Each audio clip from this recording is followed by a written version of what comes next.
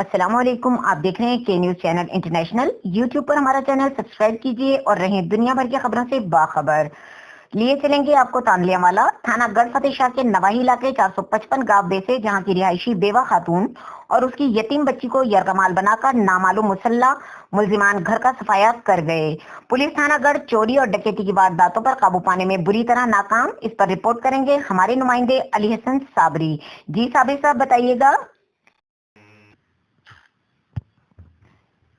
जी, मामू कांडन के नवाही गांव चक नंबर 511 गावे की रानी बीबी ने मीडिया नुमाइंदगान को बताया कि वो गुज़श्ता रोज अपने घर में मौजूद थी कि अचानक गांव के औवाज शफकत वल्द उमर हयात मुसल्ला पिस्टल अपने दो साथियों इमरान वल्द नवाज और दूसरा नामालूम के हमरा घर के अंदर घुस आए।